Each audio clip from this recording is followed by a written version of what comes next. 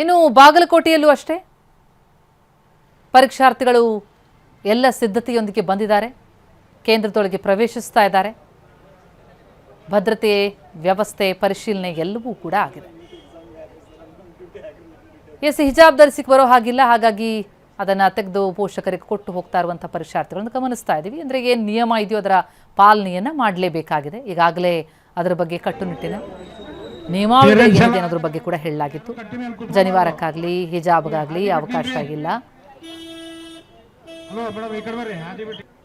ಜೊತೆಗೆ ರುದ್ರಾಕ್ಷಿ ಎಲ್ಲವನ್ನ ಕೂಡ ಬೆಚ್ಚಿ ಕೊಡ್ತಾ ಇರೋದನ್ನ ಗಮನಿಸ್ತಾ ಇದ್ದೀವಿ. ಕಿವಿಯೋಲೆ ಧರಿಸ್ಕೊಂಡು ಬರೋ ಹಾಗಿಲ್ಲ. ಮೆಟಲ್ ಐಟಮ್ಗಳು ಯಾವುದನ್ನು ಕೂಡ ತರೋ ಹಾಗಿಲ್ಲ. ಏನೇನು ನಿಯಮ ಇದೆಯೋ ಅದರ ಪಾಲನೆಯನ್ನು ಮಾಡಿ ವಿದ್ಯಾರ್ಥಿಗಳು ಒಳಗೆ ಹೋಗ್ತಾ ಇದ್ದಾರೆ. ಬಯೋಮೆಟ್ರಿಕ್ ಪ್ರಕ್ರಿಯೆಯನ್ನು ನಡೆಸಿ ಕೇಂದ್ರದೊಳಗೆ ಬಿಡಲಾಗ್ತಾ ಇದೆ. ಮೆಟಲ್ ಡಿಟೆಕ್ಟರ್ ಇಂದ ಪರಿಶೀಲನೆ ಮಾಡಿ ಪರೀಕ್ಷಾ ಕೇಂದ್ರದೊಳಗೆ ಹೋಗೋದಕ್ಕೆ ಅನುವು ಮಾಡಿಕೊಡಲಾಗ್ತಾ ಇದೆ. ತಮ್ಮ ರೋಲ್ ನಂಬರ್ ನೋಡಿ ಕೇಂದ್ರಕ್ಕೆ ಎಂಟ್ರಿ ಕೊಡ್ತಾ ಇದ್ದಾರೆ ಪರೀಕ್ಷಾರ್ಥಿಗಳು.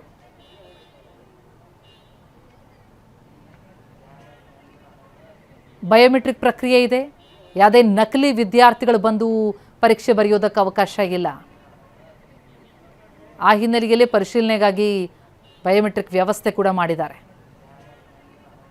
ಅಥೆಂಟಿಕೇಶನ್ ಆದಮೇಲೆ ಒಳಗೆ ಬಿಡೋದು ನೋಡಿ. ಅಲ್ಲಿ ಮೂಗುತಿ ಕೂಡ ತೆಗಿತಾ ಇದ್ದಾರೆ. ಪರದಾಡ್ತಾ ಇರೋಂಥ ಚಿತ್ರಣ ನೋಡ್ತಾ ಇದ್ದೀವಿ. ಅಂದರೆ ಒಂದಿಷ್ಟೆಲ್ಲವೂ ಕೂಡ ನಿಯಮಗಳನ್ನು ಮೊದಲೇ ಹೇಳಿರ್ತಾರೆ.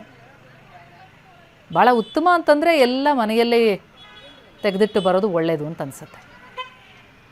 ಆದರೆ ಪರೀಕ್ಷೆ ಬರೆಯೋ ದಾವಂತ ಗಮನಕ್ಕೆ ಬಂದಿರಲ್ಲ, ಇಲ್ಲಿ ಒಳಕ್ಕೆ ಬಿಡಲ್ಲ.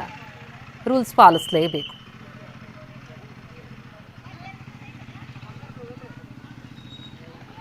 ಪಾಪ ವಿದ್ಯಾರ್ಥಿನಿ ಕಣ್ಣೀರಾಗ್ತಿರೋದನ್ನು ನೋಡ್ತಿದ್ದೀವಿ. ನಾವು ಪ್ರತಿನಿಧಿ ರವಿ ಮುಖಿ ಬಾಗಲಕೋಟೆ ಚಿತ್ರಣ ಕೊಟ್ಟಿದ್ದಾರೆ. ಹೇಗಿದೆ ಕೇಂದ್ರದ ಚಿತ್ರಣ ನೋಡೋಣ.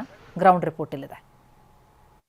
ಏನು ಬಾಗಲಕೋಟೆಯಲ್ಲೂ ಕೂಡ ಇನ್ನೇನು ಕೆಲವೇ ಹೊತ್ತಿನಲ್ಲಿ ನೀಟ್ ಪರೀಕ್ಷೆ ಆರಂಭವಾಗಲಿದ್ದು ಈಗಾಗಲೇ ಪರೀಕ್ಷಾರ್ಥಿಗಳು ಸ್ಥಳಕ್ಕೆ ಬರ್ತಾ ಇದ್ದಾರೆ, ಅಂದ್ರೆ ಪರೀಕ್ಷಾ ಕೇಂದ್ರಕ್ಕೆ ಬರ್ತಾ ಇದ್ದಾರೆ. ಆ ಒಂದು ದೃಶ್ಯವನ್ನ ನಾವು ತೋರಿಸ್ತಾ ಇದ್ವಿ. ಇಲ್ಲಿ ದೃಶ್ಯದಲ್ಲಿ ಏನು ಗಮನಿಸ್ತಾ ಇರ್ಬೋದು, ಈಗಾಗಲೇ ಸಾಕಷ್ಟು ಸಂಖ್ಯೆಯಲ್ಲಿ ಪರೀಕ್ಷಾರ್ಥಿಗಳು ಬಂದು ತಮ್ಮ ರೂಲ್ ನಂಬರ್ಗಳನ್ನು ಈ ಒಂದು ಸ್ಥಳದಲ್ಲಿ ಗಮನಿಸಿ ತಮಗೆ ಸಂಬಂಧಪಟ್ಟಂಥ ಒಂದು ಪ್ರವೇಶ ಪತ್ರ ಆಗಿರ್ಬೋದು ಮತ್ತು ಆಧಾರ್ ಐಡಿಗಳನ್ನು ಮತ್ತು ತಮ್ಮ ಭಾವಚಿತ್ರಗಳನ್ನು ತೆಗೆದುಕೊಂಡು ಈಗಾಗಲೇ ಒಳಗಡೆ ಹೋಗ್ತಾ ಇದ್ದಾರೆ. ಇಲ್ಲಿ ಬಂದು ತಮ್ಮ ರೂಲ್ ನಂಬರ್ಗಳನ್ನು ಕೂಡ ಪರಿಶೀಲನೆ ಮಾಡ್ತಾ ಇರುವಂಥದ್ದು. ಅದರ ಜೊತೆಗೆ ಪ್ರಮುಖವಾಗಿ ಹೇಳಬೇಕಂದ್ರೆ ಒಳಗಡೆ ಹೋಗುವಂತಹ ಒಂದು ದೃಶ್ಯವನ್ನು ಕೂಡ ನಾವು ತೋರಿಸ್ತಾ ಇದ್ದೀವಿ. ಸ್ಥಳದಲ್ಲಿ ಏನು ಇಲ್ಲಿ ಗಮನಿಸ್ತಾ ಇರ್ಬೋದು, ಈಗಾಗಲೇ ಪ್ರಿಸ್ಕಿಂಗ್ ಕಾರ್ಯ ಏನು ನಡೀತಾ ಇದೆ. ಅಂದರೆ ಮೊದಲ ಹಂತದ ಒಂದು ಪ್ರಿಸ್ಕಿಂಗ್ ಕಾರ್ಯ ಆದ ನಂತರದ ಸಂದರ್ಭದಲ್ಲಿ ಮುಂದೆ ವಿದ್ಯಾರ್ಥಿಗಳು ಒಳಗಡೆ ಅಂದರೆ ಪರೀಕ್ಷಾ ಕೇಂದ್ರದ ಒಳಗಡೆ ಹೋಗ್ತಾ ಇರುವಂಥ ದೃಶ್ಯವನ್ನು ಕೂಡ ನಾವು ತೋರಿಸ್ತಾ ಇದ್ದೀವಿ. ಅಂದರೆ ಇಲ್ಲೊಂದು ಏನು ಕೌಂಟರ್ ಇದೆ, ಇಲ್ಲಿ ಅಂದರೆ ಪರೀಕ್ಷಾರ್ಥಿಗಳ ಒಂದು ಉಡುಪುಗಳನ್ನು ಕೂಡ ಇಲ್ಲಿ ಏನು ಚೆಕ್ ಮಾಡಿ ಬಿಡಲಾಗ್ತದೆ. ಇಲ್ಲಿ ಒಬ್ಬರು ಮಹಿಳಾ ಪೊಲೀಸ್ ಕಾನ್ಸ್ಟೇಬಲ್ ಕೂಡ ಇಲ್ಲಿ ಕೂತಿರುವಂಥದ್ದು. ಅದರ ನಂತರದ ಸಂದರ್ಭದಲ್ಲಿ ಒಳಗಡೆ ಹೋಗ್ತಾರೆ. ಇಲ್ಲಿ ದೃಶ್ಯದಲ್ಲಿ ನಾವು ಇಲ್ಲಿ ತೋರಿಸ್ತಾ ಇದ್ದೀವಿ. ಇಲ್ಲಿ ಪ್ರಿಸ್ಕಿಂಗ್ ಕಾರ್ಯ ಮಾಡಿ ಅವ್ರನ್ನ ಒಳಗಡೆ ಅವ್ರನ್ನ ಚೆಕ್ ಮಾಡಿ ನಂತರದ ಸಂದರ್ಭದಲ್ಲಿ ಅವ್ರನ್ನ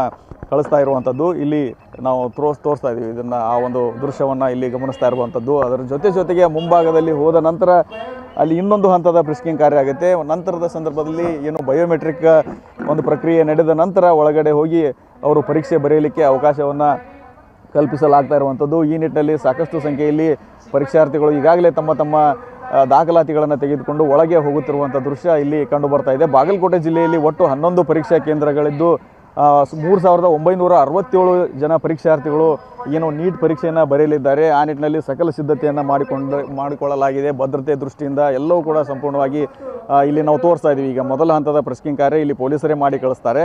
ಇದಾದ ನಂತರ ಒಳಗಡೆ ಹೋಗಿ ನಂತರ ಇನ್ನೊಂದು 2ನೇ ಹಂತದ ಪ್ರಿಸ್ಕಿಂಗ್ ಕಾರ್ಯ ಆಗಿ ನಂತರ ಬಯೋಮೆಟ್ರಿಕ್ ಎಲ್ಲವೂ ಮುಗಿದ ನಂತರ ಒಳಗಡೆ ಏನು ಪರೀಕ್ಷಾ ಏನು ಕೊಠಡಿಗೆ ಇವ್ರನ್ನ ಕಳಿಸಲಾಗ್ತಾ ಇರುವಂಥ ದೃಶ್ಯ ಇಲ್ಲಿ ಕಂಡು ಬರ್ತಾ ಇರುವಂಥದ್ದು. ಈ ಒಂದು ಭದ್ರತೆ ವಿಚಾರಕ್ಕೆ ಸಂಬಂಧಪಟ್ಟಂತೆ ಒಂದೊಂದು ಕೇಂದ್ರದಲ್ಲೂ ಕೂಡ ಸುಮಾರು ಒಂದು 15ರಿಂದ 16 ಜನ ಪೊಲೀಸ್ ಸಿಬ್ಬಂದಿ ಜೊತೆಗೆ BSF ಸೇರಿದಂತೆ ಒಟ್ಟು ಒಂದು 16 ಜನ ಪೊಲೀಸ್ ಸಿಬ್ಬಂದಿ ಇಲ್ಲಿ ಭದ್ರತೆ ನಿಯೋಜನೆ ಮಾಡಿರುವಂಥದ್ದು. ಅದ್ರ ಜೊತೆಗೆ ಪರೀಕ್ಷಾ ಒಂದು ನಿರ್ವಹಣಾ ವ್ಯವಸ್ಥೆ ಏನು ಸಿಸ್ಟಮ್ ಏನಿದೆ ಅಲ್ಲಿನೂ ಕೂಡ ಸೆಕ್ಯೂರಿಟಿ ಸಿಬ್ಬಂದಿಯು ಕೂಡ ಇಲ್ಲಿ ಏನು ಬೀಡು ಬಿಟ್ಟಿರುವಂಥದ್ದು. ಅದ್ರ ಜೊತೆಗೆ ಪೊಲೀಸರಿಂದಲೂ ಕೂಡ ವಿಡಿಯೋ ಏನು ಚಿತ್ರೀಕರಣ ಮಾಡ್ತಾ ಇರುವಂಥ ದೃಶ್ಯವೂ ಕೂಡ ಇಲ್ಲಿ ಕಂಡು ಬರ್ತಾ ಇದೆ. ಒಟ್ಟಿನಲ್ಲಿ ಹೇಳೋದಾದರೆ ಬಾಗಲಕೋಟೆ ಜಿಲ್ಲಾದ್ಯಂತ ಬಾಗಲಕೋಟೆ ನಗರದಲ್ಲಿನೇ ವಿಶೇಷವಾಗಿ 11 ಪರೀಕ್ಷಾ ಕೇಂದ್ರಗಳಿದ್ದು 3967 ಏನು ಪರೀಕ್ಷಾರ್ಥಿಗಳು ತಮ್ಮ ನೀಟ್ ಪರೀಕ್ಷೆಗೆ ಈಗಾಗಲೇ ಏನು ಮುಂದಾಗಿರುವಂಥದ್ದು. ಎಲ್ಲರೂ ಕೂಡ ಒಬ್ಬೊಬ್ಬರಾಗಿ ಒಳಗಡೆ ಹೋಗ್ತಾ ಇದ್ದಾರೆ. ಎಲ್ಲರನ್ನೂ ಕೂಡ ಪರೀಕ್ಷೆ ಮಾಡಿ ಒಳಗಡೆ ಬಿಡುವಂಥ ಕೆಲಸ ನಡೀತಾ ಇದೆ. ಒಟ್ಟಿನಲ್ಲಿ ಯಾವುದೇ ಕಾರಣಕ್ಕೂ ಕೂಡ ಅಕ್ರಮ ನಡೆಯದ ರೀತಿಯಲ್ಲಿ ಕಟ್ಟುನಿಟ್ಟಿನ ರೂಲ್ಸ್ಗಳನ್ನು ಜಾರಿ ಮಾಡೋದ್ರ ಮೂಲಕ ಅವುಗಳೆಲ್ಲವನ್ನು ಕೂಡ ಫಾಲೋ ಮಾಡುವ ಮೂಲಕ ಒಳಗಡೆ ಪರೀಕ್ಷಾರ್ಥಿಗಳನ್ನು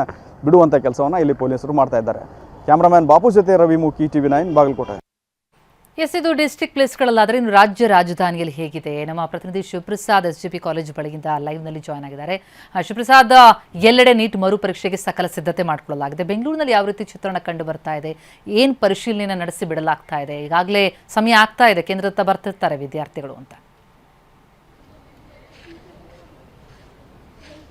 ಪ್ರತಿಮಾ, ಇಂದು ಮಧ್ಯಾಹ್ನ 2:15ಕ್ಕೆ ನೀಟ್ ಮರುಪರೀಕ್ಷೆ ನಡೆಯಲಿದೆ. ಈ ಹಿನ್ನೆಲೆಯಲ್ಲಿ ಬೆಂಗಳೂರಿನ ಯಾವ್ಯಾವ ಎಕ್ಸಾಮಿನೇಷನ್ ಸೆಂಟರ್ಸ್ ಇದಾವೆ ಅಂದರೆ ಆ ಪರೀಕ್ಷಾ ಕೇಂದ್ರಗಳ ಸುತ್ತ ಕೂಡ ಈಗಾಗಲೇ 144 ಸೆಕ್ಷನನ್ನು ಜಾರಿ ಮಾಡಿರ್ತಕ್ಕಂಥದ್ದು. ನನ್ನ ಬಲಭಾಗದಲ್ಲಿ ನೀವು ಈಗಾಗಲೇ ಗಮನಿಸ್ತಾ ಇದ್ದೀರಾ, ಪೋಷಕರೊಂದಿಗೆ ಆಗಮಿಸಿರ್ತಕ್ಕಂಥ ನೀಟ್ ಪರೀಕ್ಷೆಯನ್ನು ಬರ್ತಕ್ಕಂಥ ವಿದ್ಯಾರ್ಥಿಗಳು ಅಂತಿಮ ಹಂತದ ಪರೀಕ್ಷಾ ತಯಾರಿಯನ್ನು ನಡೆಸಿರ್ತಕ್ಕಂಥದ್ದು. ಇನ್ನೇನು ಕೆಲವೇ ಕ್ಷಣಗಳಲ್ಲಿ ಪರೀಕ್ಷಾ ಕೇಂದ್ರದ ಒಳಭಾಗಕ್ಕೆ ವಿದ್ಯಾರ್ಥಿಗಳನ್ನು ಬಿಡ್ತಾರೆ. ಸಂಪೂರ್ಣವಾಗಿ ಪರಿಶೀಲನೆ ನಡೆಸಿ ಕಂಡೀಷನ್ಸ್ನ ಅನ್ವಯ, ಯಾವ್ಯಾವ ಕಂಡೀಷನ್ಸ್ನ ಅನ್ವಯ ಯಾವುದೇನೋ ವಸ್ತುಗಳನ್ನು ತೆಗೆದುಕೊಂಡು ಹೋಗಬೇಕು, ಆದರೆ ಪರೀಕ್ಷೆಯಲ್ಲಿ ಬಳಕೆ ಮಾಡತಕ್ಕಂಥ ಪೆನ್ನು ಸೇರಿದಂತೆ ಇತರ ಪರಿಕರಗಳನ್ನು ಹೊರತುಪಡಿಸಿ ಬೇರೆ ಯಾವುದೇ ವಸ್ತುಗಳನ್ನು ಕೂಡ ಕೊಂಡೊಯ್ಯುವಂತಿಲ್ಲ. ಈ ಹಿನ್ನೆಲೆಯಲ್ಲಿ ಸೂಕ್ಷ್ಮವಾಗಿ ಪರಿಶೀಲನೆ ನಡೆಸಿ ಒಳಭಾಗಕ್ಕೆ ಬಿಡಲಾಗುತ್ತೆ. ಪರೀಕ್ಷಾ ಸಿಬ್ಬಂದಿಗಳೆಲ್ಲವೂ ಕೂಡ ಈ ಇದಕ್ಕೆ ಸಂಬಂಧಪಟ್ಟಂತೆ ತಯಾರಿಗಳನ್ನು ಮಾಡ್ಕೊಂಡಿರ್ತಕ್ಕಂಥದ್ದು. ನೀವೀಗಾಗಲೇ ಗಮನಿಸ್ತಾ ಇದ್ದೀರಾ, 106 ಪೋಷಕರೊಂದಿಗೆ ವಿದ್ಯಾರ್ಥಿಗಳು ಕೂಡ ಆಗಮಿಸಿರ್ತಕ್ಕಂಥದ್ದು. ಪರೀಕ್ಷಾ ಕೇಂದ್ರದ ಸುತ್ತಲೂ ಕೂಡ ಕುಳಿತುಕೊಂಡು ಈಗಾಗಲೇ ಅಂತಿಮ ಹಂತದ ಪರೀಕ್ಷಾ ತಯಾರಿಯಲ್ಲಿ ತೊಡಗಿರ್ತಕ್ಕಂಥ ದೃಶ್ಯಾವಳಿಗಳನ್ನು ಗಮನಿಸಬಹುದಾಗಿದೆ. ಬೆಂಗಳೂರಿನ ಎಲ್ಲ ಪರೀಕ್ಷಾ ಕೇಂದ್ರಗಳು ಕೂಡ ಇದೇ ರೀತಿಯ ಪರಿಸ್ಥಿತಿ ಇರತಕ್ಕಂಥದ್ದು. ಅಂದರೆ ಪರೀಕ್ಷಾ ಕೇಂದ್ರಗಳಿಗೆ ತಮ್ಮ ಪೋಷಕರೊಂದಿಗೆ ಬಂದಿರತಕ್ಕಂಥ ವಿದ್ಯಾರ್ಥಿಗಳು ಮತ್ತೊಮ್ಮೆ ಪರೀಕ್ಷೆಯನ್ನು ಬರೀಬೇಕಾಗಿದೆ. ನೀಟ್ ಮರುಪರೀಕ್ಷೆಯನ್ನು ಬರೆಯೋದಕ್ಕೆ ಈಗಾಗಲೇ ಸಜ್ಜಾಗಿರ್ತಕ್ಕಂಥ ದೃಶ್ಯಾವಳಿಗಳು ಸಾಮಾನ್ಯವಾಗಿರ್ತಕ್ಕಂಥದ್ದು. ಪ್ರತಿಮಾ, ಥ್ಯಾಂಕ್ ಯು ಶಿವಪ್ರಸಾದ್ ತಮ್ಮೆಲ್ಲ ಮಾಹಿತಿಗೆ. ಹಾಗೆ ಮತ್ತೊಂದು ಬೆಂಗಳೂರಿನ ಪರೀಕ್ಷಾ ಕೇಂದ್ರದಿಂದ ಸರ್ಕಾರಿ ಪದವಿ ಪೂರ್ವ ಕಾಲೇಜು ಬಳಿಯಿಂದ ನಮ್ಮ ಪ್ರತಿನಿಧಿ ವಿನಯ್ ಮಲ್ಲೇಶ್ವರಂನಿಂದ ಲೈವ್ನಲ್ಲಿ ಜಾಯ್ನ್ ಆಗಿದ್ದಾರೆ. ವಿನಯ್, ಮಲ್ಲೇಶ್ವರಂ ಬಳಿಯಲ್ಲಿ ಕೇಂದ್ರದಲ್ಲಿ ಯಾವ ರೀತಿಯಾದಂಥ ಚಿತ್ರಣ ಕಂಡು ಬರ್ತಾ ಇದೆ? ಮರುಪರೀಕ್ಷೆ ಎಲ್ಲೂ ಲೋಪ ಆಗಬಾರ್ದು, ಎಲ್ಲ ಸಿದ್ಧತೆಗಳಾಗಿದೆಯಾ? ಭದ್ರತೆ ಹೇಗಿದೆ? ಪ್ರತಿಮಾ, ಸದ್ಯಕ್ಕೆ ನೀಟ್ ಪರೀಕ್ಷೆಗೆ ಈ ಬಾರಿ ಇಷ್ಟು ಮಹತ್ವ ಬರೋದಕ್ಕೆ ಕಾರಣ ಅಂದರೆ ಮೇ 3ರಂದು ನಡೆದಂಥ ಪರೀಕ್ಷೆಯ ಪ್ರಶ್ನೆ ಪತ್ರಿಕೆ ಸೋರಿಕೆ ಆಗಿರುವಂಥದ್ದು. ಹೀಗಾಗಿ ಈ ಬಾರಿ ನೀಟ್ ಪರೀಕ್ಷೆಗೆ NTA ಸಾಕಷ್ಟು ಟಫ್ ರೂಲ್ಸ್ಗಳನ್ನು, ಹೈ ಸೆಕ್ಯೂರಿಟಿ CCTV ಸೇರಿದಂತೆ ಬಹುತೇಕ ಮುನ್ನೆಚ್ಚರಿಕಾ ಕ್ರಮಗಳನ್ನು ಕೂಡ ಕೈಗೊಂಡಿರ್ತದೆ. ಸದ್ಯಕ್ಕೆ ನಾನೀಗ ಸರ್ಕಾರಿ ಪದವಿ ಪೂರ್ವ ಕಾಲೇಜ್ ಮಲ್ಲೇಶ್ವರಂ 18ನೇ ಕ್ರಾಸಲ್ಲಿರುವಂತಹ ನೀಟ್ ಪರೀಕ್ಷಾ ಕೇಂದ್ರದ ಬಳಿ ಇದ್ದೀನಿ. ನಿಮಗೆ ಸದ್ಯಕ್ಕೆ ತೋರಿಸ್ತಾ ಇದ್ದೀನಿ. ಕ್ಯಾಂಡಿಡೇಟ್ಗೆ ಬರುವಂತಹ ನೀಟ್ ಪರೀಕ್ಷೆಗೆ ಬರುವಂತಹ ಕ್ಯಾಂಡಿಡೇಟ್ಸ್ಗಳಿಗೆ 1 ಗಂಟೆ 30 ನಿಮಿಷ ಡೆಡ್ಲೈನ್. ಇದರ ನಂತರ ಬರುವಂತಹ ವಿದ್ಯಾರ್ಥಿಗಳಿಗೆ ಯಾವುದೇ ಕಾರಣಕ್ಕೂ ಕೂಡ ಕಡ್ಡಾಯವಾಗಿ ಪ್ರವೇಶ ಇರುವುದಿಲ್ಲ. ಯಾಕಂದ್ರೆ ಈಗಾಗಲೇ ಈ ಬಗ್ಗೆ ಒಂದಿಷ್ಟು ಗೈಡ್ಲೈನ್ಸ್ಗಳನ್ನು ಕೂಡ ಕೊಡಲಾಗಿದೆ. ಇನ್ನು ಈ ಬಾರಿ NTA ಗಡಿಯಾರವನ್ನು ಕೂಡ ನೀಡಿದೆ. ಹೀಗಾಗಿ ಆ ಒಂದು ಟೈಮ್ ಬಾಂಡ್ ಅನ್ನು ಕೂಡ ಫಾಲೋ ಮಾಡೋದಕ್ಕೆ ಸೂಚನೆ ಕೊಟ್ಟಿದೆ. ಹೀಗಾಗಿ ಅವರದೇ ಗಡಿಯಾರ ಕೂಡ ಎಲ್ಲ ಕಡೆ ಪರೀಕ್ಷಾ ಕೇಂದ್ರದ ಒಳಭಾಗದಲ್ಲಿ, ಇನ್ನು ಗೇಟ್ ಭಾಗಗಳಲ್ಲೂ ಕೂಡ ಹಾಕಿರುವಂಥದ್ದು. ಇದರ ಜೊತೆಗೆ ನಿಮಗೆ ಪ್ರಮುಖವಾಗಿ ಕ್ಯಾಂಡಿಡೇಟ್ಸ್ಗಳು ಯಾವ ವಸ್ತುಗಳಿಗೆ ನಿರ್ಬಂಧವನ್ನು ಹೇರಲಾಗಿದೆ.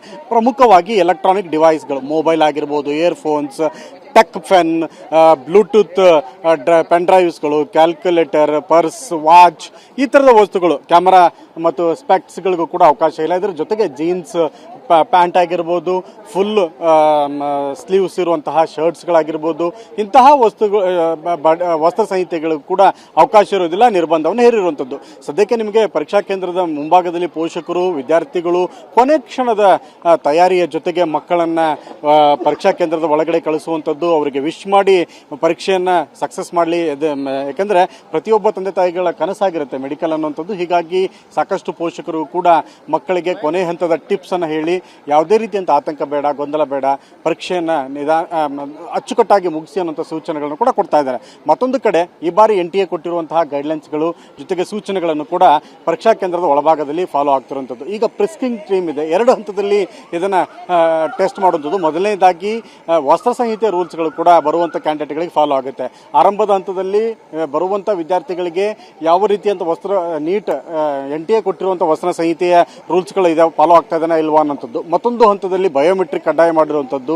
ಒಳ ಹೋಗುವಂಥ ಸಂದರ್ಭದಲ್ಲಿ ಬಯೋಮೆಟ್ರಿಕ್ ಮಾಡ್ತಾರೆ. ಅಂದರೆ ಇವರು ಅರ್ಜಿ ಹಾಕುವಾಗ ಇರುವ ವಿದ್ಯಾರ್ಥಿ ಪರೀಕ್ಷೆ ಬರೆಯೋದಕ್ಕೆ ಬಂದಿದ್ದಾರಾ ಅಥವಾ ಬೇರೆ ವಿದ್ಯಾರ್ಥಿ ಬಂದಿದ್ದಾರಾ, ಪರ್ಯಾಯ ಅಭ್ಯರ್ಥಿಗಳೇನಾದರೂ ಬಂದು ಪರೀಕ್ಷೆಯನ್ನು ಬರಿತಾ ಇದ್ದಾರಾ, ಈ ಎಲ್ಲ ಹಂತದಲ್ಲೂ ಕೂಡ ತಪಾಸಣೆ ಮಾಡುವಂಥದ್ದು ನೋಡ್ಬೋದು ನೀವು. ಫಸ್ಟ್ ಈಗ ಮೊದಲನೇ ಹಂತದಲ್ಲಿ ಅವರಿಗೆ ಈ ಎಲೆಕ್ಟ್ರಿಕ್ ಡಿವೈಸ್ ಆಗಿರ್ಬೋದು, ಜೊತೆಗೆ ಯಾವುದಾದ್ರೂ ವಸ್ತುಗಳು ಮತ್ತು ಏನಾದರೂ ನಕಲು ಮಾಡೋದಕ್ಕೆ ಸಂಬಂಧಪಟ್ಟ ಹಾಗೆ ವಸ್ತುಗಳನ್ನು ಕ್ಯಾರಿ ಮಾಡ್ತಾ ಇದ್ದಾರಾ ಅಲ್ಲ ಅನ್ನೋಂಥದ್ದನ್ನು ಕೂಡ ತಪಾಸಣೆಯನ್ನು ಮಾಡ್ತಾ ಇದ್ದಾರೆ.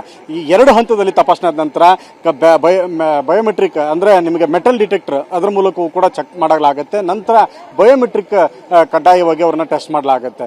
ಈ ಹಂತದಲ್ಲೂ ಕೂಡ ಅವರು ತೆರಗಡೆ ಆಗಬೇಕಾಗುತ್ತೆ. ಈ ಒಂದು ಹಾಲ್ ಟಿಕೆಟ್ ಅಲ್ಲಿರುವಂಥ ಫೋಟೋ ಮತ್ತು ಕ್ಯಾಂಡಿಡೇಟ್ ಏನು ಪರೀಕ್ಷಾ ಕೇಂದ್ರಕ್ಕೆ ಬಂದಿರ್ತಾರೆ ಅವರು ಎರಡೂ ಮ್ಯಾಚ್ ಆದರೆ ಮಾತ್ರ ಪರೀಕ್ಷಾ ಕೇಂದ್ರದ ಒಳಭಾಗದಲ್ಲಿ ಬಿಡ್ತಾರೆ.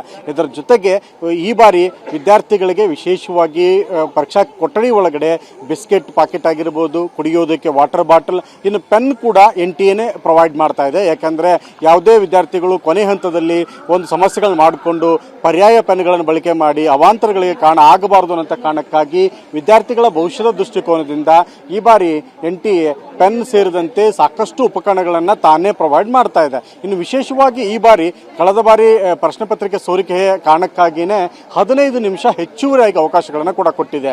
ಜನರಲ್ ಅಭ್ಯರ್ಥಿಗಳೇನಿದಾರಲ್ಲ, ವಿಶೇಷ ಅಭ್ಯರ್ಥಿಗಳನ್ನು ಹೊರತುಪಡಿಸಿ ವಿಶೇಷ ಅಭ್ಯರ್ಥಿಗಳಿಗೆ 6 ಗಂಟೆ 20 ನಿಮಿಷದವರೆಗೂ ಕೂಡ ಪರೀಕ್ಷೆನ ಬರೆಯೋದಕ್ಕೆ ಅವಕಾಶ ಇದೆ. ಆದರೆ ಜನರಲ್ ಸಾಮಾನ್ಯ ಅಭ್ಯರ್ಥಿಗಳಿಗೂ ಕೂಡ ಈ ಬಾರಿ 15 ನಿಮಿಷಗಳ ಕಾಲ ವಿಶೇಷವಾದಂತಹ ಸಮಯವನ್ನು ಕೂಡ ನೀಡಿರುವಂಥದ್ದು.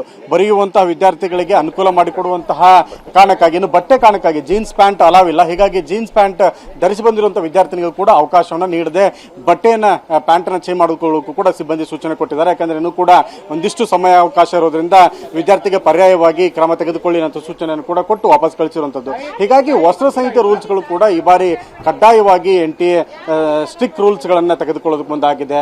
ಜೊತೆಗೆ ಕಡ್ಡಾಯವಾಗಿ ಪೋಷಕರಾಗಿರ್ಬೋದು, ಬೇರೆ ಯಾರೇ ಕ್ಯಾಂಡಿಡೇಟ್ಗಳು ಬಂದರೂ ಕೂಡ ಪರೀಕ್ಷಾ ಕೇಂದ್ರದ ಒಳಭಾಗಕ್ಕೆ ಬಿಡ್ತಾ ಇಲ್ಲ. ಇನ್ನು ಮತ್ತೊಬ್ಬ ಕ್ಯಾಂಡಿಡೇಟ್ ನೋಡಬಹುದು ಜೀನ್ಸ್ ಪ್ಯಾಂಟ್ ಅನ್ನು ಧರಿಸಿಕೊಂಡು ಬಂದಿದ್ದಾರೆ. ಈಗಾಗಲೇ NTA ಸೂಚನೆ ಕೊಟ್ಟಿದೆ, ಯಾವುದೇ ಕಾರಣಕ್ಕೂ ಕೂಡ ಕಡ್ಡಾಯವಾಗಿ ಈ ರೀತಿಯಂತಹ ಬಟ್ಟೆಗಳನ್ನ ಪ್ಯಾಂಟ್ಗಳನ್ನ ಧರಿಸಬಾರದು ಅಂತ ಸೂಚನೆ ಕೂಡ ಕೊಟ್ಟಿದ್ದಾರೆ. ಆದರೂ ವಿದ್ಯಾರ್ಥಿಗಳೆಲ್ಲೋ ಒಂದ್ ಕಡೆ ಇಂತಹ ಎಡವಟ್ಟುಗಳ ತಪ್ಪುಗಳನ್ನು ಮಾಡ್ತಾ ಇದ್ದಾರೆ. ಅವ್ರಿಗೂ ಕೂಡ ಅವಕಾಶ ಇದೆ. ಹೀಗಾಗಿ ಡ್ರೆಸ್ ಚೇಂಜ್ ಮಾಡೋದಕ್ಕೂ ಕೂಡ ಅವಕಾಶವನ್ನು ಕೊಡ್ತಿರುವಂಥದ್ದು ಕಂಡು ಬರ್ತಾ ಇದೆ. ಹೀಗಾಗಿ ಈ ಬಾರಿಯ ನೀಟ್ ಪರೀಕ್ಷೆಗೆ NTA ಟಫ್ ರೂಲ್ಸ್ಗಳು ಫಾಲೋ ಮಾಡ್ತಾ ಇದೆ.